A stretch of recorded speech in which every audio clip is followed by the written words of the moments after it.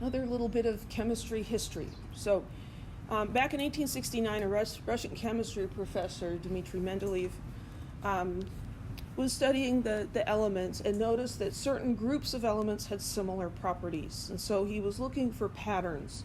He found that if the elements were listed in order of increasing mass, those properties repeated themselves. They reoccurred in a periodic, a repeating pattern.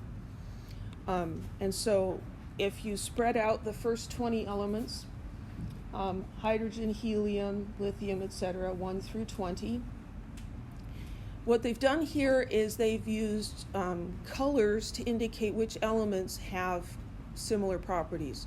So hydrogen and fluorine and chlorine have some properties in common, and helium and neon and argon, etc. And this is a little bit like a piano keyboard, right? Where there's middle C, and you go up an octave, and there's another C. And if you know much about music, that's actually a harmonic of the lower one, and those tones are related to each other mathematically. And here we go, this one, 1, 2, 3, 4, 5, 6, 7, 8. And so, kind of like a piano keyboard, there are octaves here. It's kind of spooky when you think about it. But instead of putting these just in a long straight line, he said, well, what if we rearrange these? And so I'm going to put helium and neon and argon in the same column and see what we get there. So here we have that, helium, neon, argon stacked up. We'll ignore him for now. The blue ones, the purple ones.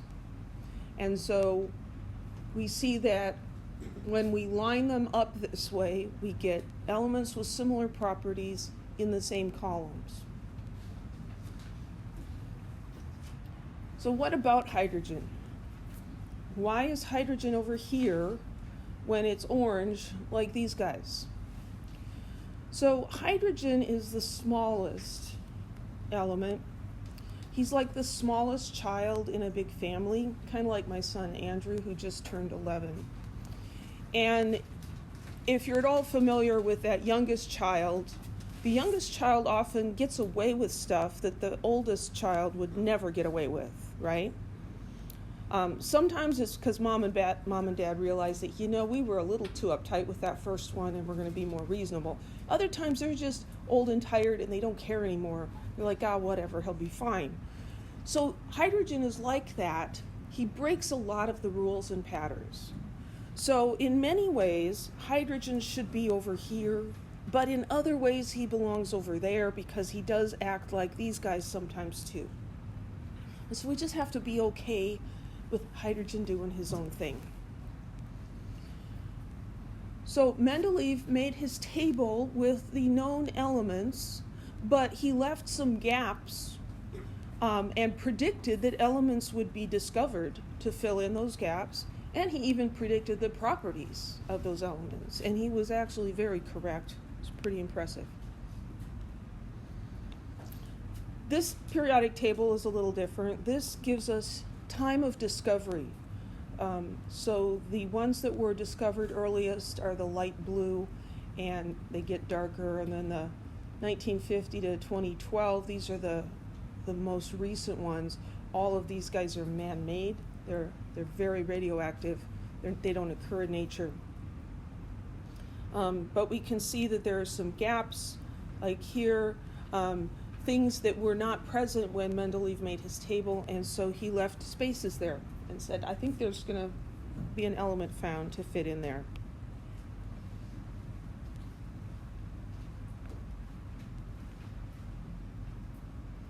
You guys remember the game Tetris?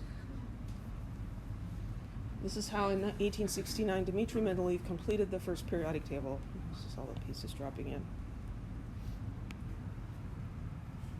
So, in the modern periodic table, the elements are not listed in order of increasing mass. They're listed in order of increasing atomic number, so increasing number of protons. And you might say, well, what's the difference? Well, there's a couple of places where the order is not what we would expect. Where'd you go? Tellurium here and iodine. Tellurium's number 52, but its mass, 127.6, is a little heavier than iodine. And so Mendeleev would have wanted to put iodine first, although he didn't, because he recognized that that didn't fit with the patterns. He didn't have an explanation, though, for why those weren't in order of mass. Now we know that it's the number of protons. And then we have more elements because more elements have been discovered and elements have been created. There's a lot of information in the periodic table. And so some of the things are identified here. We can look at elements that are metals and nonmetals, and those are divided by this stair-step line, which you find present on most periodic tables. The one on the wall here didn't come with it, so we took some blue tape and made the line because we like that line. It divides the metals and the nonmetals. And the ones in between are in between the metals and the nonmetals. They're a little bit like the metals and they're a little bit like the nonmetals, so they're called metalloids or semimetals. Many of them are semiconductors. These guys down here that get pulled out, you might wonder, well, what's going on with that? Lanthanides and actinides. Well, if we look at the numbers here, this is row 6, 55, 56, 57, 72. Wait, something's missing. 57, and it comes down here to 58. This is lanthanum. These are the elements that follow lanthanum. The one on the wall here, not because we really wanted to, but because of the shape of the room and the space that we have available, this periodic table is actually displayed in its correct form. These rows down here should be inserted here. And so here you see we've got 56, 57, 58, and it continues over here, 71, 72. In the 7th row, we have a similar thing that happens after actinium, and so these elements are called the actinides. Those parts are pulled out because those are uncommon elements. We don't use them very often, and it makes the periodic table a better shape to put on a screen or a piece of paper. When you do it like that, it gets really long and skinny, and so it's hard to deal with. Let's see.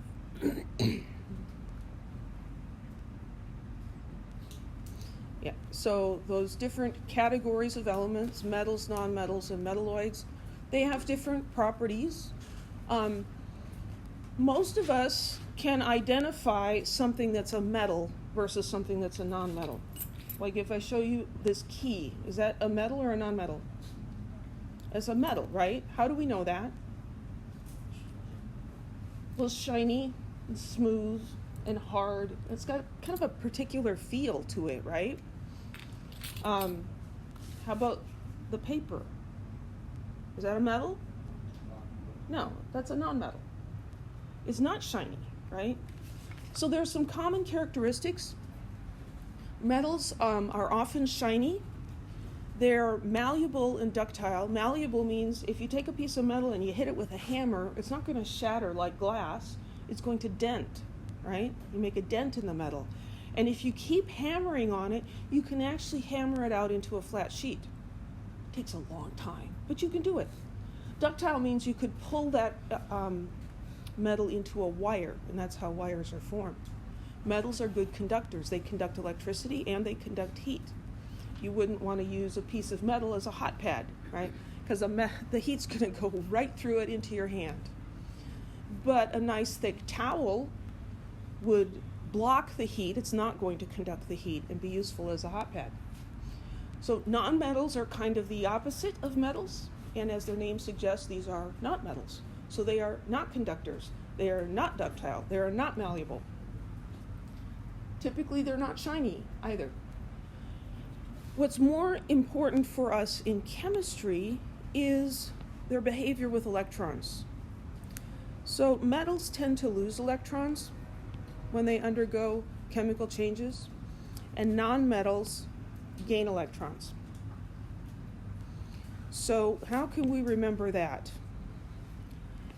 Non-metal, negative. If you gain electrons, you're going to form a negative ion. So the nonmetals gain electrons, the metals are going to lose electrons, and they become positive. And the things in the middle, metalloids, have mixed properties. Some of them are called semiconductors. We'll talk more about them later. Their conductivity is in between. They conduct a little bit, and what makes them really cool is their conductivity is highly temperature dependent. And so you can mess with them and change their conductivity, and that allows us to make things like cell phones, computers. Other information in the periodic table. We have periods, so the rows are numbered, 1 through 7. Those are periods. And then we have groups, those are the columns, so we have group numbers. There's 2 sets of group numbers. And these are the numbers I like. Whoops. The ones with the letters. So depending on the periodic table, they may identify these 2 different sets of numbers. This is that I highlighted. These are the current U.S. usage, and the other ones are the IUPAC numbers. So that's the International Union of Pure and Applied Chemistry. That's the worldwide organization that decides what we should do.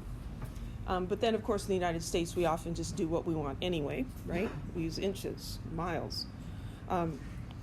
I prefer these not because I'm just bucking the system, but because I think these numbers are more helpful for beginning chemistry students. So we also have a main group in yellow. So these guys are part of the main group, and these guys are part of the main group. And the blue part here are called the transition elements or the transition metals. So if we look at the letters on these group numbers, those with the letter A are main group elements, and they're just 1 through 8.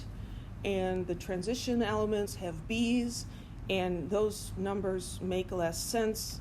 And we're not going to use those numbers at all, so I don't even need them there, but these guys up here are important. Transition, I kind of like that they made these blue, because this looks like one side of a river, Sandy Bank, and this is another side of the river, and here's the river in between, right? And so the water here is a transition between one side and the other, if that helps you at all. Any questions?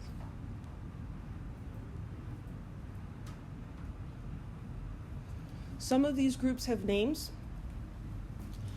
The noble gases are in group 8A. They are mostly unreactive.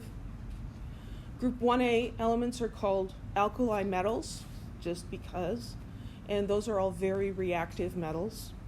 Next to them in group 2A are the alkaline earth metals. Those are quite reactive, but not as much. And then group 7A are the halogens. Those are very reactive nonmetals. So you should be able to identify these named groups in the periodic table. Okay, noble gases, alkali metals, alkaline earth metals, halogens. Each of these groups, those elements have things in common properties and behaviors, and so it's easier to refer to them as a group instead of listing them all the time.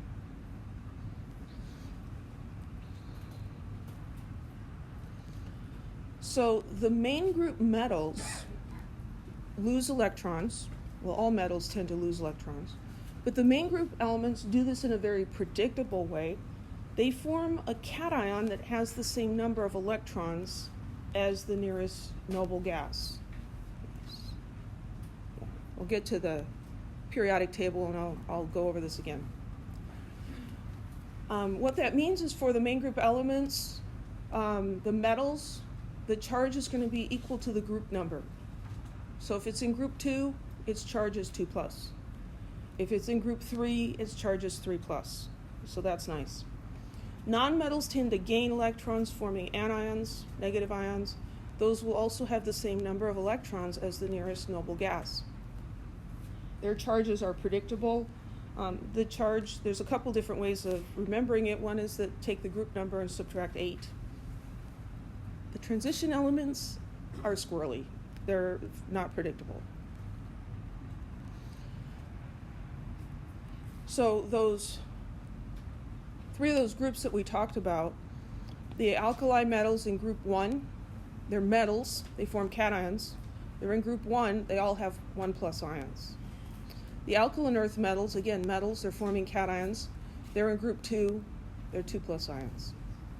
The halogens over in group 7a tend to gain 1 electron, and they form -1 ions. So if you take the group number 7 and subtract 8, you get -1, and that's the charge. 8's kind of a magic number. In chemistry, it's a special number at least. Then the oxygen family, which doesn't really have a name, I think it should, maybe we could call it, I don't know, the Beatles or something. It should have a name, but it doesn't, that I'm aware of. They tend to gain 2 electrons, forming -2 ions. So you take the group number -8, it gives you the charge, which is -2. I think it's easier to look at pictures. So here, these are the alkali metals. They're in group 1a. They form +1 ions. Hydrogen over here also forms a +1 ion, even though it's not a metal. It's not an alkali metal, but it likes to hang over here and pretend it's a metal. So it'll often form a +1 ion. And then we've got the group 2, the alkaline earth metals. They form +2 ions. And over here we've got aluminum. Aluminum is a main group metal. It's in group 3a. It forms a 3+ charge. Transition elements are all unpredictable. Then we have predictable nonmetals over here. So here are the halogens. They form -1 ions. And hydrogen also forms a -1 ion. So it could do either. Very unpredictable, right? You just never know what he's going to do. But the rest of these will form -1. These will form -2 ions. These will form -3.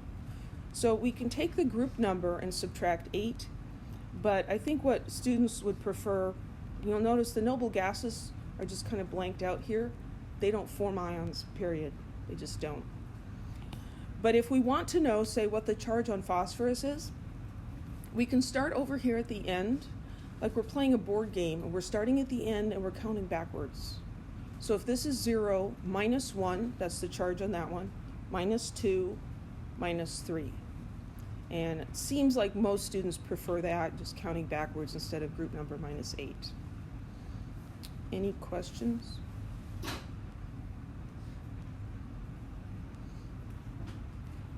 Well, let's practice. Predict the charges of the monatomic ions, that means it's a single atom, formed by these main group elements.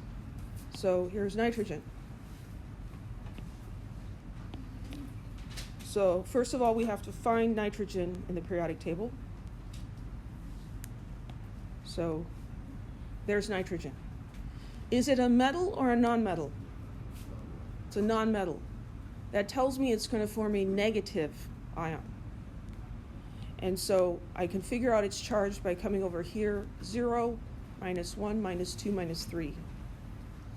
So the charge on that one would be 3-. We could write its symbol as N, 3-. Now I said something about number of electrons being the same as the nearest noble gas. So here's nitrogen. How many protons does nitrogen have? 7. It has 7 protons. And how many electrons? 7, because it's neutral, right? What's the noble gas that's closest to nitrogen? Neon. How many electrons does neon have? 10, right? If nitrogen gains 3 electrons, it goes from 7 electrons to 10 electrons. Oxygen has to gain 2 electrons. Fluorine has to gain 1 electron. This is why their charges are what they are. Selenium here would like to have the same number of electrons as krypton.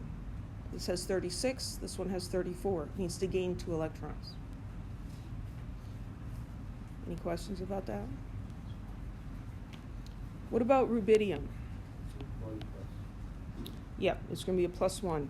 Over here, rubidium is in the metal section, so it's going to form a +1. It's a main group metal, and so we can just look at the group number, and that's the charge. So this is going to be rubidium plus. This is also having the same number of electrons as the nearest noble gas. What's the nearest noble gas to rubidium? Krypton. So the periodic table is shown flat, just like a map of the world is shown flat. But is the world flat? No. No, it isn't. Yeah. The world is not flat. But we draw it flat because it's easier, right? It's hard to have a three-dimensional thing. So this rubidium is element number 37. It's right after 36. So really this is more of a circular cylinder or spiral, right? And so krypton, element 36, and rubidium, element 37, are really next to each other. Just like Alaska and Russia are actually next to each other, even though it looks like they're on opposite sides of the map, right? But in actuality, they're next to each other on the physical planet. So how many electrons does rubidium have? 37. And how many electrons does krypton have? 36. So if it loses 1 electron, it has the same number of electrons as krypton. If it loses an electron, it gets a positive charge. Okay?